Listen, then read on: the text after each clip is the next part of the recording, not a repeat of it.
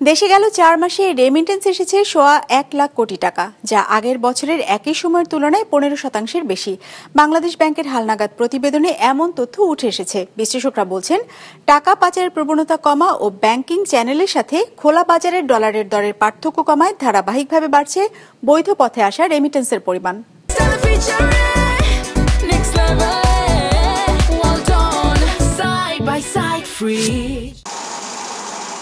দেশের বৈদেশিক মুদ্রায়ের বড় উৎস প্রবাসীদের পাঠানো অর্থ বা রেমিটেন্স। বাংলাদেশ ব্যাংকের হালনাগাদ তথ্য বলছে, সদ্য শেষ হওয়া মাস অক্টোবরে দেশের প্রবাসীরা এমন আয় পাঠিয়েছে $256 কোটি।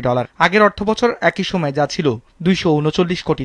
সে হিসাবে বছরের ব্যবধানে রেমিটেন্সের প্রবাহ বেড়েছে প্রায় 7%। নর্মাল হয় কি, তোমার কোনো ফেস্টিভ বা কিছু হলে একটা সময় এগুলো বাড়ে। এখন তো তেমন কোনো আমাদের বাংলাদেশ ফেস্টিভ না, কিছু নাই। সো কোনো মাসে একটু কম হতে পারে, কোনো মাসে বেশি হতে পারে। হয়তো ওখানে ডিসপোজেবল ইনকাম হয়তো কমে গেছে, অনেক ধরনের কারণ হতে পারে।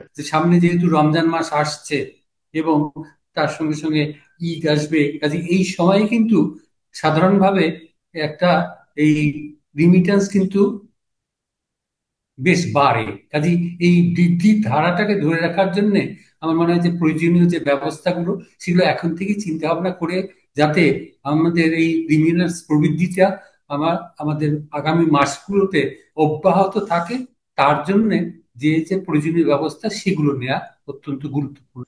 শুধু অক্টোবরেই নয়, বরং বর্তমান সরকার ক্ষমতায় বসার পর থেকে ধারাবাহিকভাবে বাড়ছে রেমিটেন্সের প্রবাহ। সে সুবাদে চলতি অর্থ বছরের প্রথম 4 মাসে দেশে রেমিটেন্স এসেছে $1015 কোটি। টাকার অঙ্কে যা 1,23,830 কোটি টাকা। আর আগের অর্থ বছর একই সময় দেশে এসেছিল $894 কোটি। সে সময়কার ডলারের বিপরীতে বিনিময় মূল্য 120 টাকা হিসেবে যা ছিল 1,07,000 কোটি টাকার মতো। অর্থাৎ অর্থ বছরের প্রথম 4 মাসে দেশে রেমিটেন্সের প্রবাহ বেড়েছে 15%-এর বেশি। টাকা পাচারকারী যেহেতু নাই, স্বাভাবিকভাবে তোমার ওভারসিজে ফরেন ডিমান্ড কমে গেছে। যেহেতু ডিমান্ড কমে গেছে, সে টাকা তোমার এখন তো স্যালারি ডলার তো বাইরে থাকবে, সে বাংলাদেশে আসবে, এবং রেটও কিন্তু এখন আর একটা স্টেবল রেট চলে আসছে। সো এইসব কারণে এখন আমরা গেটিং মোর রেমিটেন্স। বাজার ভিত্তিক যে আমাদের বৈদেশিক মুদ্রার মান, সেটাকে আমাদেরকে ধরে রাখতে হবে এবং বৈধ পথে অর্থ পাঠানোর যে সুবিধাটা, অর্থাৎ এই সুবিধাটাকে আরো বেশি শক্তিশালী করতে হবে, যাতে টাকাটা প্রাপকের কাছে খুব দ্রুততার সঙ্গে পৌঁছায়।